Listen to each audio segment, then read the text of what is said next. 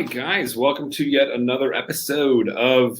It's not really new agent training. It's more basic mastery. I think is a better term for it. You're never too good to review the contract, and you're never too good to review great steps in marketing. So even though it says new agent training, in no way, shape, or form is anyone better than this video. No one is prepared.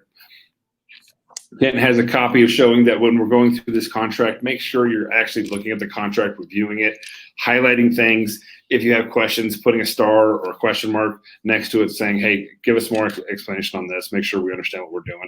Because guys, what I would say is that this is kind of like, it's like Kent and Andrew keeping you out of trouble.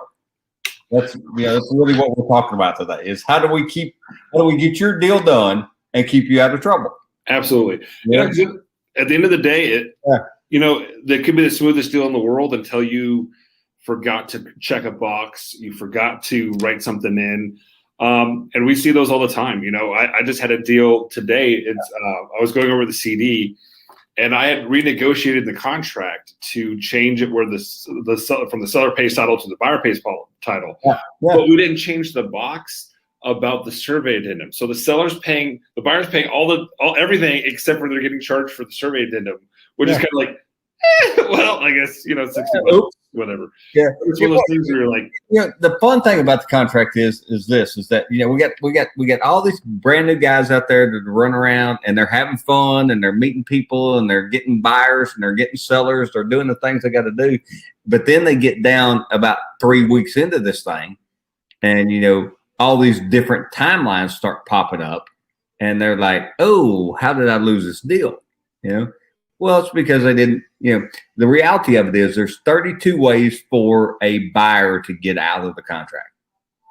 There's 2 ways for a seller to get out of the contract, right?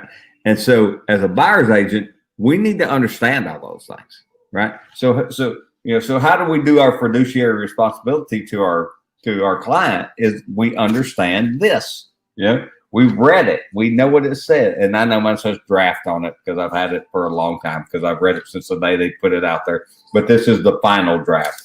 And, and guys, Andrew's going to go through a bunch of this with you and he's going to work it for you now. But here's the deal.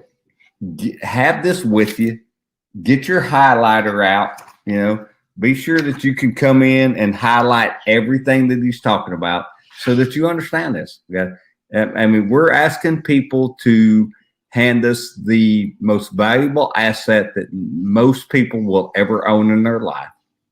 And they are trying to give you the responsibility to take care of that. You better understand this.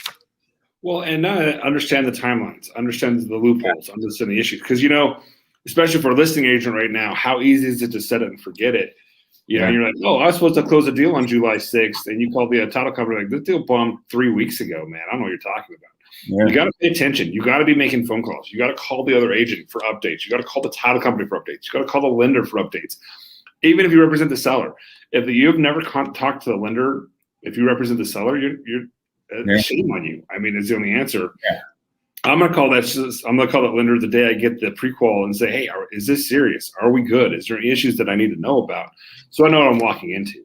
And if you're not keeping tabs and you're just sitting there in counting your check in a month and a half, and a month and a half comes along and find out you've wasted a month where the deal was dead, that's not a good day's work, and that's not a good phone call to make to your seller. So just pay attention.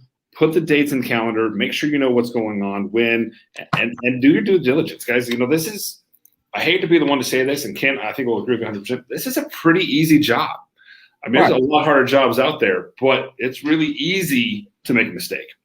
Well, and the thing too is that everybody that does this has to understand that we have a fiduciary responsibility to our client, right?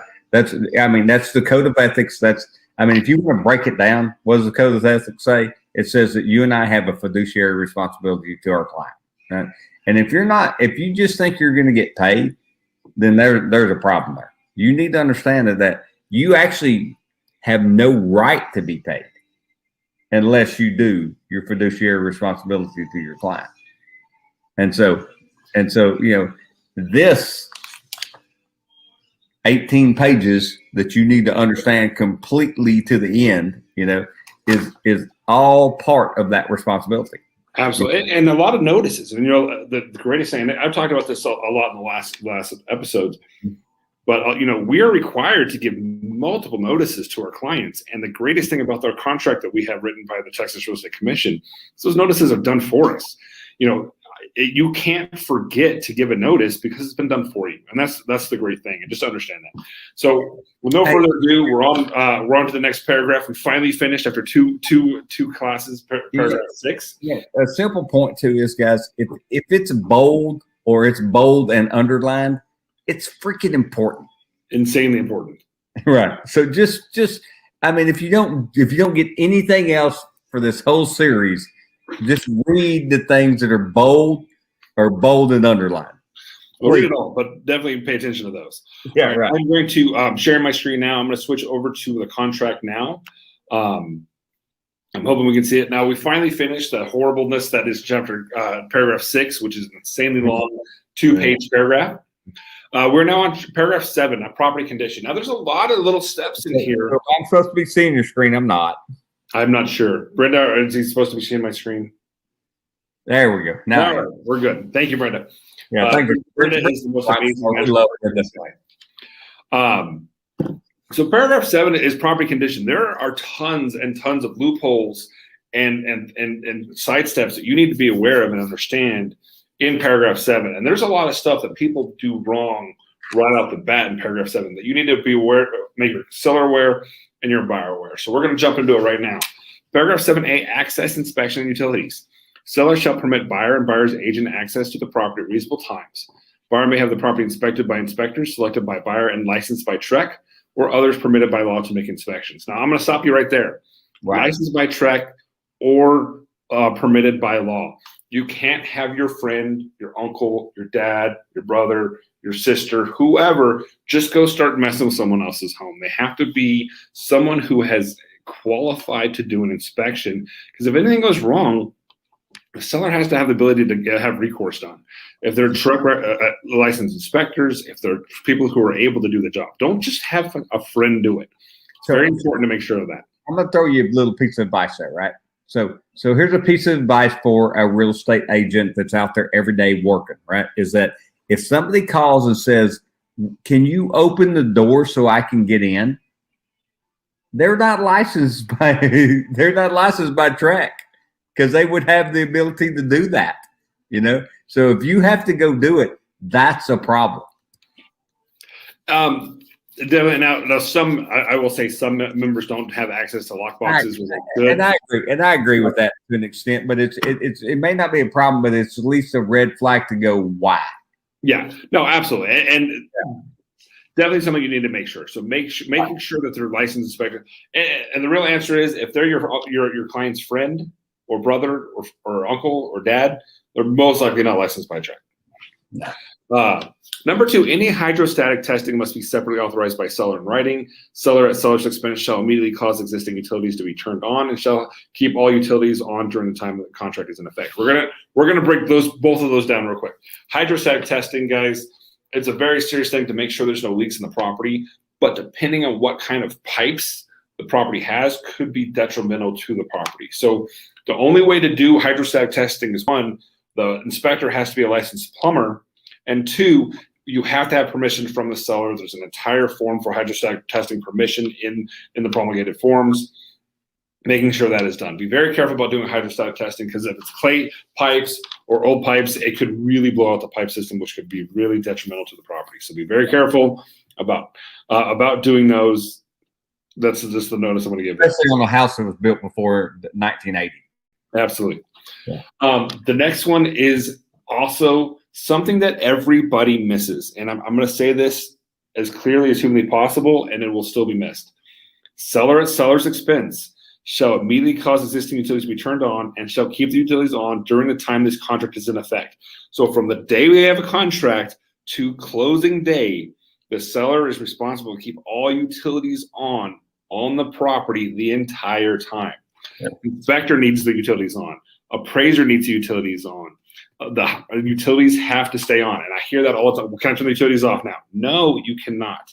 It is a requirement, and you've agreed to do it in the contract. So, Andrew, let's go deep on that, because I think it's big. Is that because, for 14 years we never had an issue in Texas, and then this last year we had Snowmageddon.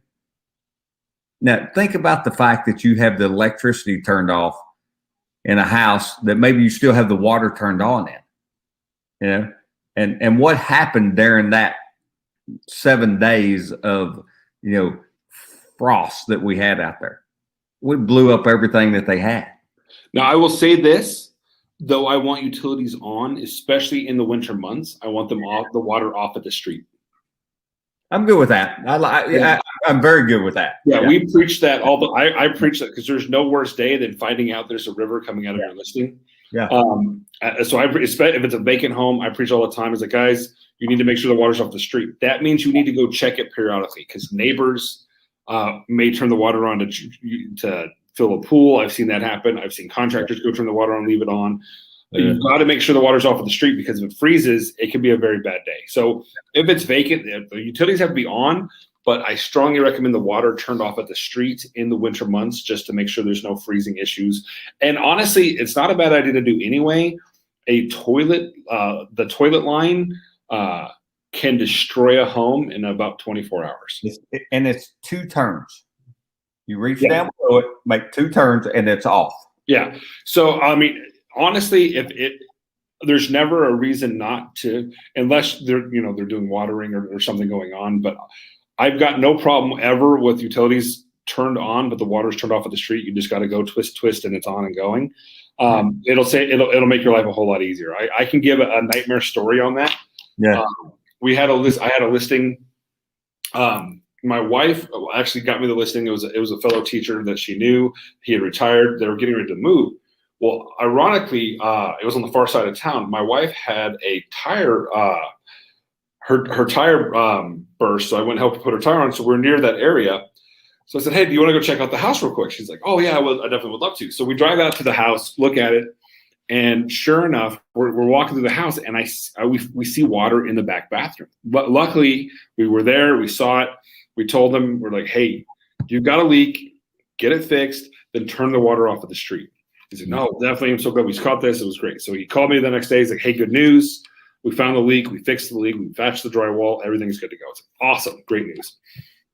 Well, they left town. Everything was fine. Everything's happy. About 7 days prior to closing, I get a call from my seller saying, hey, remember when you told us to turn the water off? I do. It's like, well, we didn't want to, because we wanted to water the grass. We wanted the grass to look good. Well, it turns out that leak started again, and it's completely destroyed all of the flooring, all of the hardwood flooring throughout the entire house. Like, oh crap. Run out there, and sure enough, the house is destroyed. They were on it. They were on it quick. They had a neighbor who helped them, got the water turned off. They'd already had someone over there doing all of the water treatment systems, all of the flooring in every bedroom, as well as half the kitchen and half the living room and the dining room, den, completely destroyed.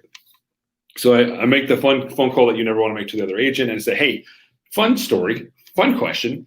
If you could choose any flooring you wanted at all in your home, what would you choose? Let them know the situation. Was very proactive, and that's the number one secret, guys. If there's an issue, be proactive. Don't let them find the problem. Be the phone call and make that happen. They said, listen, honestly, we just want it back the way it was. We love the way the house looked. It took an extra week, but we got it in there, got someone in there to get the work done. Whereas none of that would have been an issue, no cost, no expense, no issue, no additional week in closing if they did just turn the water off at the street. Well, the other side of that too, Andrew, is that as you're having those conversations with them, make sure that you put them in writing. Make sure that you send an email, you do something, say, hey, look, I told you, let's turn the water off, because some of your dear good clients that love you are not going to do anything about it. But the clients that, maybe you picked up from the internet or wherever, they're trying to keep every penny they can get, right? You got to have it in writing. You got to say, I asked you to turn it off and you didn't do it. Yeah. No, absolutely true. There's no doubt about that. That's what no insurance is about, right? Yeah. So that's, and that's the crazy thing, guys. We've just gotten through 7A. I mean, these are property condition is where you're going to see a ton of issues and a ton of problems. So we may not even get through with this video, but we want to make sure you have that understanding of what's going on. Yeah. Honestly, we're not going to, because I want to get through seller's disclosure, and then we're going to talk about acceptance of property condition in next week's contract, because I want to make sure Ken has plenty of time, and I don't want to bog you guys down too much. Seller's disclosure notice is another one of those big issues that we see. A lot of things can go wrong. A lot of times you can trip up. So I want to make sure there's understanding there. So paragraph 7B is seller's disclosure notice pursuant to subsection 5.008 of the Texas Property Code notice. Now you will check one of boxes, either box 1, 2, or 3. Now the way this works is fairly simple, and what we want to do in this is make sure which is done. Now the best absolute way to do it is buyer has received the notice. So that you have 2 notices that you can give. You can either give the Texas Real Estate Commission disclosure notice, or the Texas Realtors Association, the Texas Realtors has created a different seller's disclosure notice. This Texas Realtors is much more in depth. My recommendation there is give both to your client and say pick one that you want to use. So and in the North Texas, you also get the Metro Tex notice. Oh, really?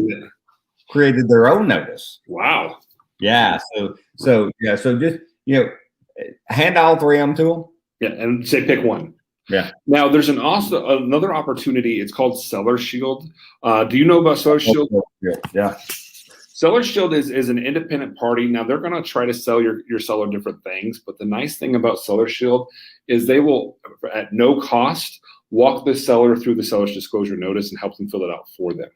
As a real estate agent, we are not allowed to fill it out for them. So it gives the opportunity for someone else to do that.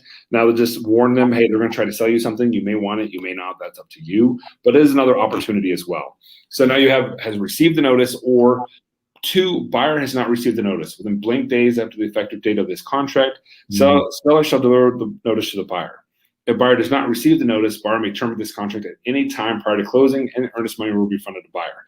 If seller delivers the notice, buyer may terminate this contract for any reason within 7 days after buyer receives the notice or prior to closing, whichever first occurs, and the earnest money will be refunded to buyer. So what this means is, if I never deliver the notice, the buyer can terminate at any time for any reason. Right. If the buyer does receive the notice, you've now given the buyer a free 7-day option period that they can use at any time after receiving this notice. Right. So that's a very important thing to think about and understand, where if I represent the seller and I receive a contract and it's marked buyer has not received the notice, I'm going to change on that contract. Buyer has received the notice and return the notice with the contract, making sure that they have received it, because I don't want that free 7-day option period for the buyer to have the right to terminate at any time for any reason. Now, if you represent the buyer, understand that if I receive the notice on day 4 of this contract, I have another 7 days to terminate at any time for any reason after receiving this notice. So it is extremely important to understand timing and the benefits of having received that notice prior to the contract or not. That's one of those 32 ways they can get out of it. Yeah. A huge way. So making sure you understand the difference between those 2 things is extremely, extremely important. Yep. You have to make sure if you have that notice filled out, get it to that buyer as soon as possible, making sure they have it. And Brian Birds had an issue where he would put it in showing time. He'd put it in his in MLS. Well, that's not receiving the notice. That's not being available. You have to actually deliver the notice. You have to send it an email. You have to do something to make sure you've proven you have given the notice to somebody else. Just saying it's in documents does not mean it has been given. And that's an incredibly valid point. Is that we have to understand that is that yes. I need to be able to track anything I've done. So if you send me an offer and I accept that offer, at that moment I'm sending that to you.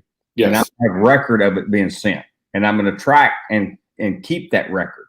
Absolutely. Yeah, and I think that's probably one of the weakest things that real estate agents don't understand is that they, first off, you're a professional. So as a professional, you have to track and record everything you do, right? Including sending that notice.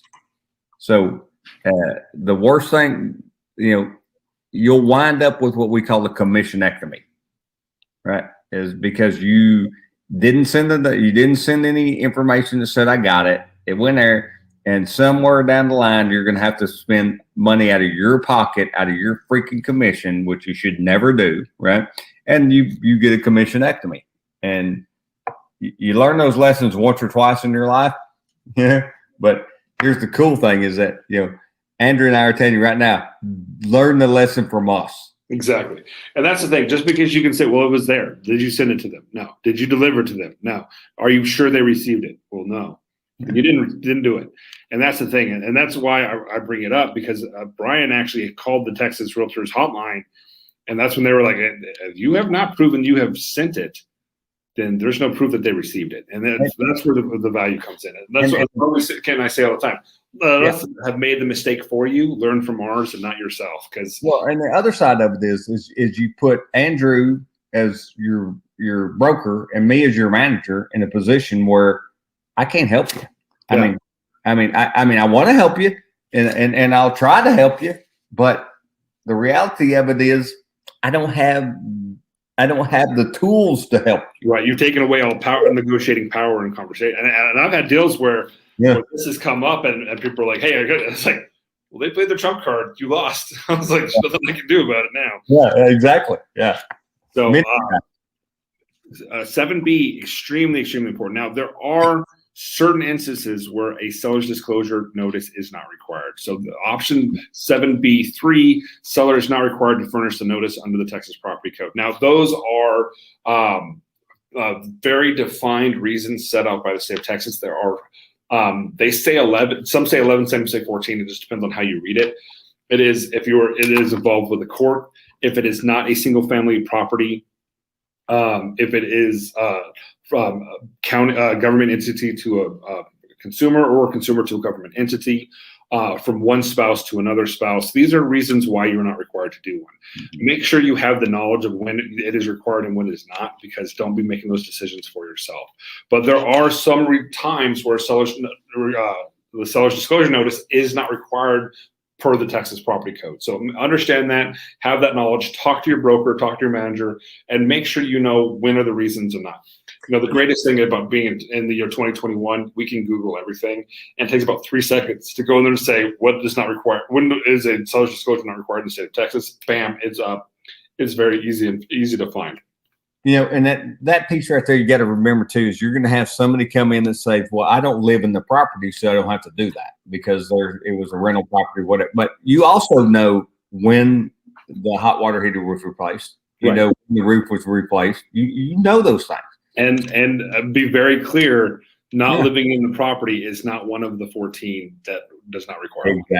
Exactly. But if you know them, just put them on there. Yeah, absolutely. I have a firm belief, and I'm sure Ken will agree with me on this one. When in doubt, disclose. I'd much rather over disclose than under disclose.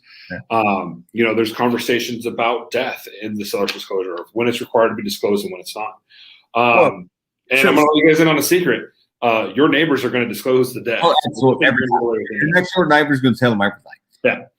But here's what you got to remember, is that if you disclosed it, whether they read it or not, it's irrelevant as long as you disclose it. And so now you put Andrew and I in a position where we can help you. Absolutely. If you didn't disclose it, I'll try. I'll do the best I can. But the reality of it is, I can't help you because you didn't do what you're supposed to do. No, absolutely. The last thing we're going to go over today, guys, is seller's disclosure lead-based paint, paragraph 7C. I know what you're all thinking right now, and I'm not disagreeing with you. We did not get very far today, but the knowledge that's in this paragraph, that's in this section, is valuable, and you need to make sure you understand it. And we're going to harp on the stuff that you really need to know. Spend a couple minutes on it, understand it, have the value of it. Just to kind of help you with that, if you look at that paragraph and you look at how much of it is in bold, I actually believe we went through a whole lot. No, absolutely. I know people are thinking we're never going to get through this contract, and you know what? It takes time. If you're really trying to learn it and to understand it and to truly get it, and what you're getting out of this, if you've listened to the conversation that Kent and I have had, is multiple loopholes that you can be aware of.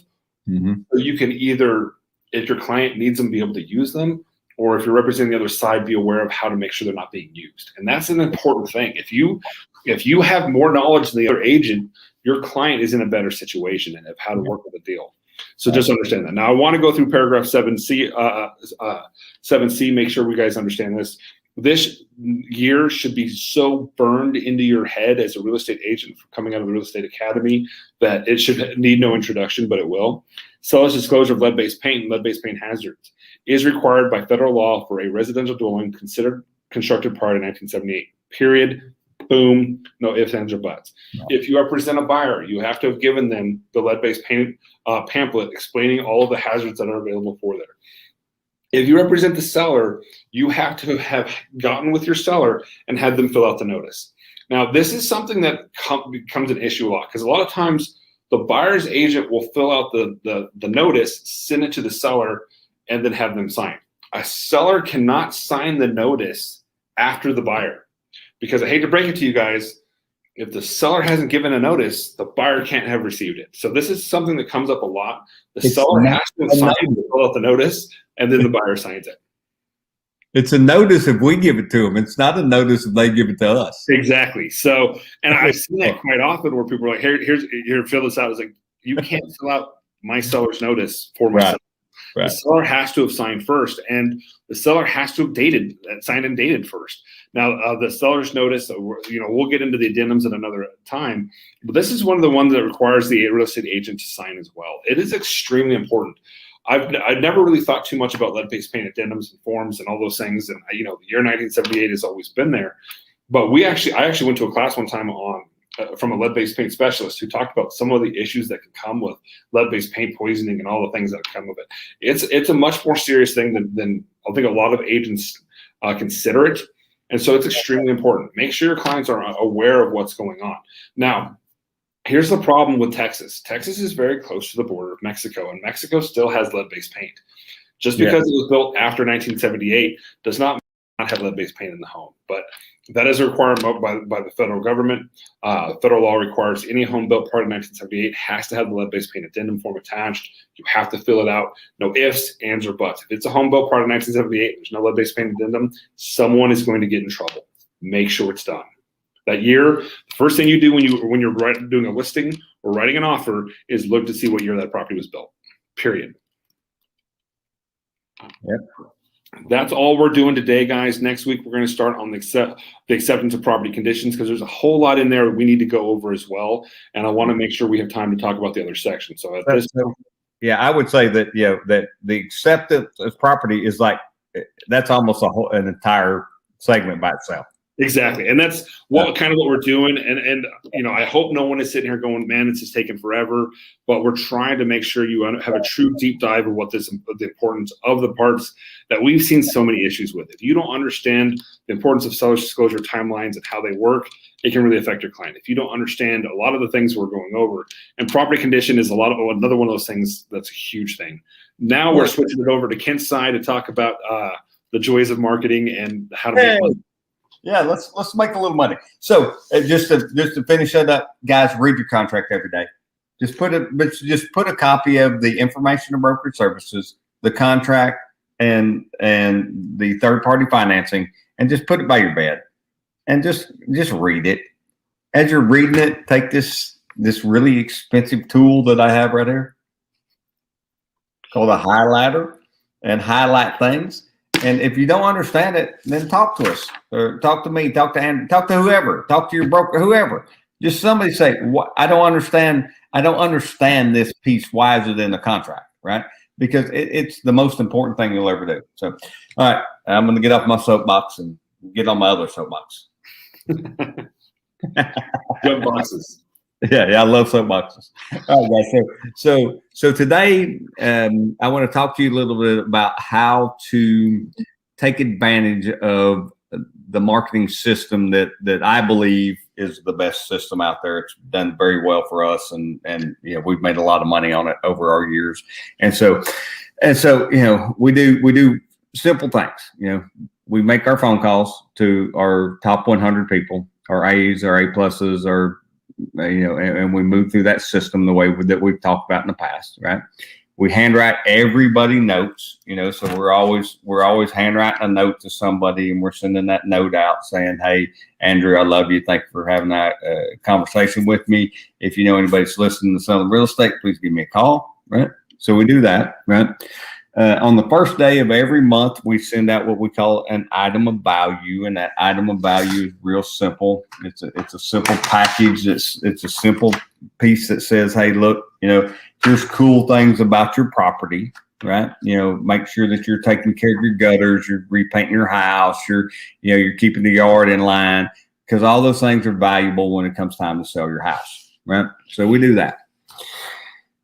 On the 15th of every month, we send out a simple little email that kind of coincides with whatever we told them on the first day of the month of, "Hey, clean your gutters. If you didn't clean your gutters, why? Because it washes all." And I'm going to give you a real life example. I should have took a picture of it and brought it in here to you, but my gutters are like clogged up right now. And it washed all of my really nice red mulch into the front yard this last week, when it was like, planted. So I got all this red mulch in my yard that should have just been not moved at all, because the gutters should have been taken care of. But, so I need to do that. But today, what I want to talk to you about is what we call is the next step. So you do the 5 steps: calls, notes, pop buys, item value, email. All right. So those are our 5 simple steps. All right. So how do I go to the next level? Well, the next level for this week, we're going to talk about taking people to coffee. All right. And so this is, and this is one of those things. So I actually got an email this past week that gave me the ability where I no longer have to pay somebody to do my transactions and put them into the sky slope pieces and the, whatever you guys use to track. I can pay somebody to do that now at a very inexpensive rate. I was like, oh my God. I mean, somebody finally figured out that our job is really to just create leads. Once we create leads, and and y'all have seen me do this before, and you'll see me do it in the future, is I believe lead generation will make you wealthy. Everything else is worth $10 an hour. Okay. So yeah, I can pay somebody to go put a sign in the yard. I can pay somebody to put stuff in the systems that I need to. I can pay somebody to do that. Without that lead, I have nobody to pay. All right. So that's my firm belief. So as I started thinking about this, and I started thinking about that next step, what's the next step that takes you from a real estate agent to a real estate professional, right? And I think that's what we all want to be. I mean, I hope that's what we all want to be, is that real estate professional. Right. So that next step is me going back to my past clients. So I pick the phone up as I'm running through my list. I'm making phone calls, I'm talking, I'm doing the things I do. And I run across Andrew, who's done, 2 transactions with me over the last 15 years. Okay. I'm like, hey, that's a big deal, right? One, because he kept up with me and I kept up with him. He hadn't forgot that I'm his real estate agent, even though he's incredibly comfortable with the house he's in, right? But he's also, got a really cool swimming pool in his backyard, and and he's having people over, and they're going, "Oh man, I'd love to move to this neighborhood." So what do I want? I want Andrew to be the guy that says, "You need to call my friend Ken." Okay, that's all I'm really looking for. I mean, this is not rocket science. We're not trying to send a man to the moon and get him home in this decade. That's not what we're doing. All we're looking to do is get somebody to pick the phone up and say, "I think I'd like to move." Right? That's all we're doing. All right. So you think about that. So now, as I'm going through my list, I'm calling them. I'll say, "Hey, Andrew, how you doing? Good, everything. We're gonna have our conversation." I'm saying, "Hey, man, let's go grab coffee next week." Or lunch or cocktails in after. I don't care what it is, but it's the concept of, it's the coffee concept, is that I'm going to go spend 15 to 30 minutes having a conversation with Andrew. Okay. 2 things I'm going to do during that conversation. Right? And these are the keys. This is what makes it very, very worthwhile. One is I'm going to pull just a 1-page quick CMA that shows him what the value of the property he bought from me last year, 2 years ago, 3, whatever it was, right? I want him to see that, oh my God, my property's increased in value by that. Really? I didn't know that, right? I don't want him to sell it. I just want him to understand that I'm keeping up with the fact that he has that value in place, right? So I'm going to hand him that 1-page CMA document that says, hey, look, here's all the comparables in your neighborhood. You're up by $100,000, you know? And you know, and I know $100,000 sounds like a lot of money. That's so real right now. It's just nuts, right? So I'm going to hand him that, right? Then the second thing I'm going to do with him is I'm going to say, I'm going to ask a simple. I love what we call the mayor's campaign, right? And the mayor campaign is real simple. Hey, Andrew, if you knew anybody that was looking to buy or sell real estate, do you have a realtor that you would refer them to? You know, well, I feel pretty confident because I've helped him, and that's the reason I'm at this coffee, that I'm going to be that guy. But here's where most of us make the mistake: is we assume it, and we all know what assume means, right? And I never assume it. I always ask the question, right? Because I don't know. His wife may have got her real estate license last week, and he didn't tell me, right? So if that's the case, he's not going to refer them to me. He's going to refer them to his wife. I need to know that about him, right? Because I got to prioritize my people so I can prioritize my time so I can prioritize my activities, right? And so if I know these, I have to constantly know these things. You know, people believe their sphere of influence in their database is something you can build one time in your life and it's good forever. And that's just not the case. You know, it has to be done on a daily basis. You have to live and breathe it and be in there every day looking at it going, you know, what's new? I'm going to tell you, there's no worse thing you can ever do than send a handwritten note to somebody that passed away 2 weeks ago. Been there, done it, bad mistake. It's not fun. Because then you got to pick up and call the phone and call the spouse and go, oh my God, I'm so sorry.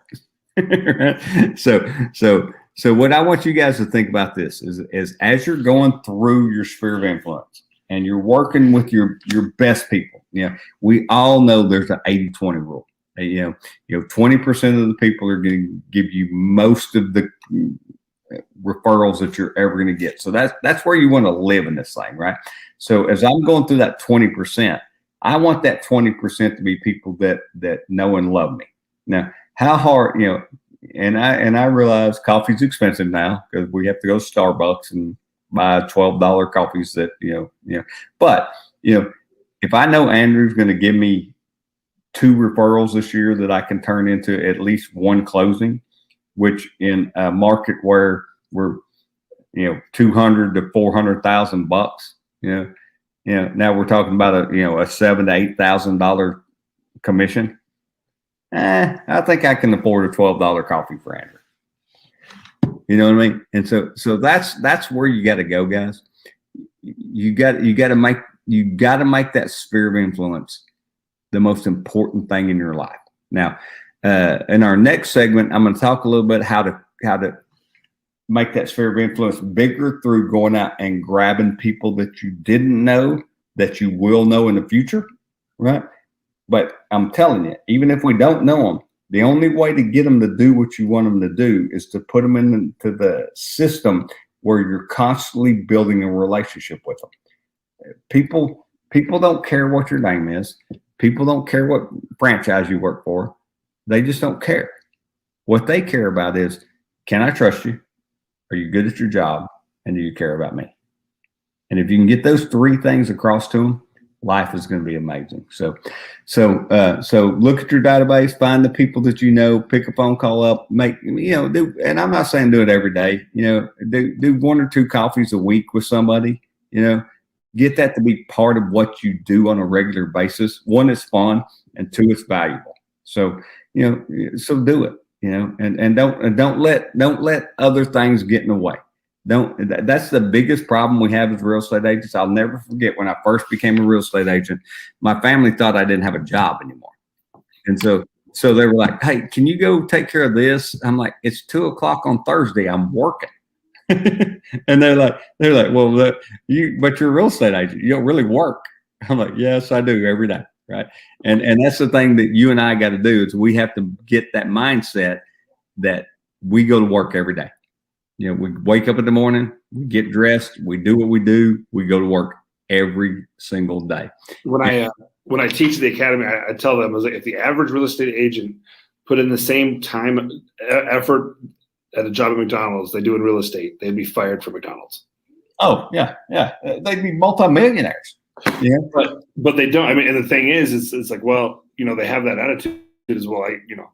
If you work, there's the great book, the 4-Hour Work Week. I'm sure you know it, Kenton. Yeah. And the thought process there is we work to our schedules. Right. My staff will work hard from 9 o'clock in the morning to 5 o'clock in the afternoon, and they're working the whole time. Yep. If I told them, if you finish early, you can leave at noon, they'd all be done at noon. Yeah. There's no doubt about it. And that's the thing is, with real estate, the reason some people can work different schedules and things is I've got to get these things done today. Mm-hmm. I can do it in 12 hours. I can do it in 6 hours. I can do it in 4 hours. Now, the secret is to say, okay, I can get it done in 4 hours. What can I do for the next 4 hours? Exactly. So that's where we go back to what makes the most sense for us as a salesperson. I don't care what you're selling, salesperson. What it goes back to is there's things we have to do. We have to get our contracts in place. The number one thing that pays us is a contract accepted. Okay, not written, not done, accepted. That's how we get paid. So let's make that very clear. We understand that that's what we have to do to get paid. The only way to get a contract accepted is to have a lead generated that has a person that has the wherewithal to be able to purchase or sell, right? And let's make it clear. Not everybody that wants to sell has the wherewithal to sell either. I mean, we think they own it, they can just sell it. Yeah, not always. Okay. So you have to get through those processes with them. So once I get to the end and I get that lead that turned into a person that has the wherewithal to sell, right, and do the things they need to do for us to create a transaction. So now I can get an offer in place. Now we're going to get paid, right? That's how this thing works, right? But none of it happens without the lead. Absolutely. And so at the, so I'm reading this book right now. So I'll let you get, I'm a book reader. I love books. All right. So first off, she's a pretty lady. So we'd always like that. But the second thing is that it's about creating wealth, right? So where does wealth start? And, what interested me about this book was that she took like the Miracle Morning. I don't know if you guys have ever read that. If you haven't, read it. It's a great book, right? It's worth its time. The Miracle Morning. And she said, okay, so the idea behind the Miracle Morning is how do we condense our time down to make sure that we're doing the things that are effective for our business as we move forward, right? All right. And so she said, I think we can break it down a little deeper. And, and I have this firm belief that there's like 3 books in the world and everything else is just a knockoff of those 3 books. It starts with the Bible, and that's my opinion. And then the second one is Think and Grow Rich, and then the third one is How to Win Friends and Influence People by Dale Carnegie. Right? Then everything else is just a knockoff of all those. But that's okay because that knockoff may be the one that you comprehend.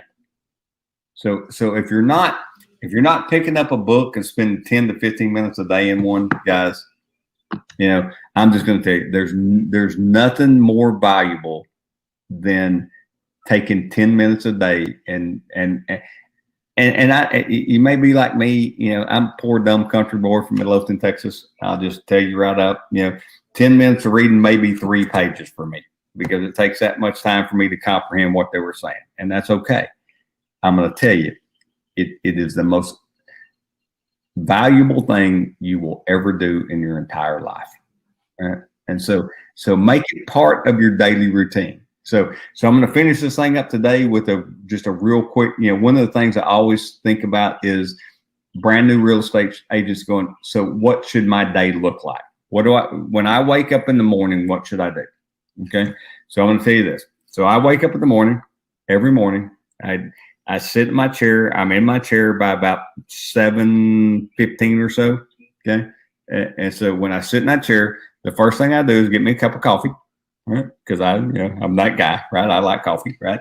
The second thing I do is I pick up the book, whatever book I happen to be involved in. I got several of them here right now that I'm working on. And not that y'all are sitting at my desk seeing what I do, but that's what I do, right? Right. So I take 10 minutes while my wife's getting ready to go do her thing during the day. I sit there by myself, and I bring some content in that makes me think about what the day is going to be like. Okay. Then the next thing I do is I reach down into my briefcase and I pull out my schedule and I go through my schedule and make sure, do I need to reschedule something? What do I need to do during the day? So by 8 o'clock in the morning, I know what I'm doing all day long, right? The problem that most real estate agents have is that they wake up in the morning and they have no clue what they're supposed to do, right? So how do I prioritize that? I prioritize it very simply. The number one thing, if I don't do anything else, I have to generate a lead that day. Okay? That lead's either for a new member to my team or a new buyer or seller, right? If I can generate a lead every day, 5 days a week, right? 50 weeks a year, I'm going to tell you, you're going to be a rock star real estate agent. You don't have to generate 20. If you can generate one lead every day for 50 weeks a year, okay, out of those, if we can close a fourth of them, think about the numbers, guys. That's where I think most of us miss the point, is we don't ever think about the reality of that number, right? Again, there's a reason it's not my first rodeo, right? It's because I understand that every lead I generate is not going to be a sale. But once I've generated that lead, I now have the ability to create a relationship with somebody that could give me a lead down the road, right? Or I've generated a lead that now is somebody that's actually physically looking to go either move into real estate or list and sell a house, right?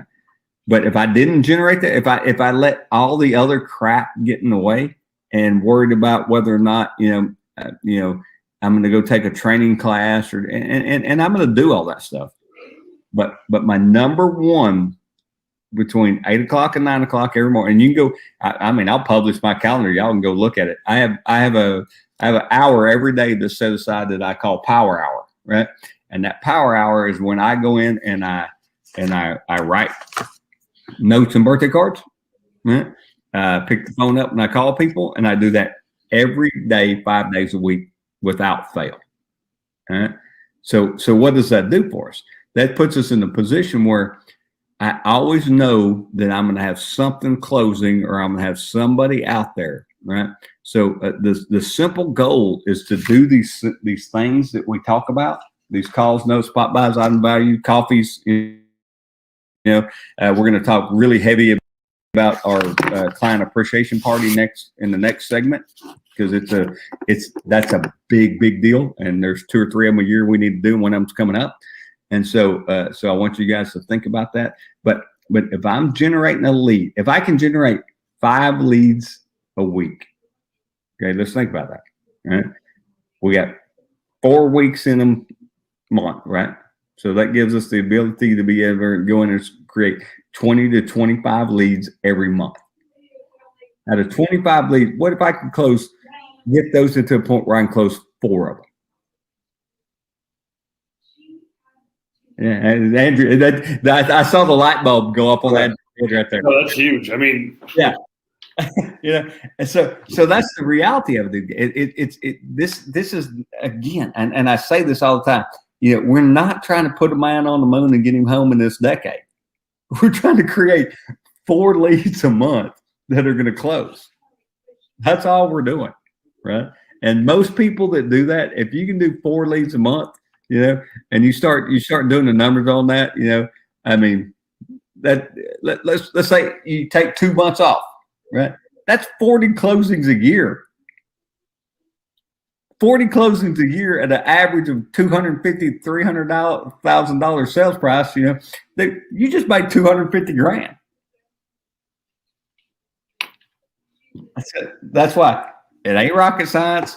And guys, it can't be your first rodeo, right? You have got to understand that the things that we do on a daily basis, the things we do today pays us 60 to 90 days from the day we do them.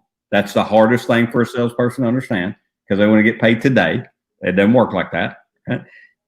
60 to 90 days, right? But once we get the system in place and we do it on a daily basis, we get paid every week. So the office I ran for the last 7 years was closing 600 transactions a year.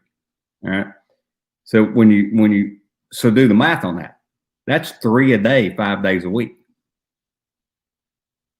All right. Yeah. So if I have 70 agents that can do that, I'm going to tell you, it's an 80-20 rule because 80-20 of them do the work. The other, the 20% do the work. The 80% kind of just hope it happens for them, right? I need you guys to step from the 80 to the 20. You can go from the 80 to 20. You're going to read a book like, First Steps to Wealth by our friend here, right? And it's going to teach you how to do the hour a day that creates the money that you want to make and not have to put together all those other 60, 70 hours a week that you just blow off. All right. That's what we got to do. So, all right. My soapbox is done. Great information today. And the secret of real estate is it's simple. I mean, it's not hard. It's not hard at all. I wish I could tell you that we have the hardest job in the world, but even our bad days are pretty good. And if you do it right, it's just a fantastic business. And, I got into real estate in 1999, said I'll do it till I find something better. And I'm still here. And it's been great. And I've had a fabulous life because of real estate, because of the connections that I've made in it. So, guys. I mean, who else gets to hang out with, me and you on a Thursday afternoon and just talk about stuff that's so cool? Exactly. Yeah. And the cool, what he means by so cool is this is how you make money. This is, if you follow some of the things Ken says, you will make a fortune. Ken's job is to make sure you can get to where you can write a contract. My job is to make sure when you do, it's correct. Yeah. And to listen to both of us, we'll all be successful. So, and we're so happy that that's now Andrew's job and not Kent's job anymore. With that, guys, that's all we've got today. We really appreciate it, and we will see you next week. And again, if you guys have questions, concerns, call me, call Kent, email us, call your brokers, call anybody, answer them. Our job is to make you think, and then take that with how you will. So appreciate that's the big deal, guys, is when you get into something, if there's a red flag that pops up in your head, text me or Andrew. I mean, I know you got brokers. I know who's helping you out there, but we've both been doing this for years. I have no issue with helping you get through something on a weekend or whatever. Just throw it out there. I much rather get through it and not have a problem than get to a problem and let's try to fix it. Absolutely. It's always easier to fix it before than it is after. That is true. And that's why my wife does not get mad when I get phone calls 24 hours a day, because I've explained to her, I'd rather spend 5 minutes not creating a problem than spend the next 5 days fixing the problem. Exactly. Yeah, exactly. Absolutely. All right, man. I'm so excited. So we'll see you next week, guys. Appreciate it. Yeah.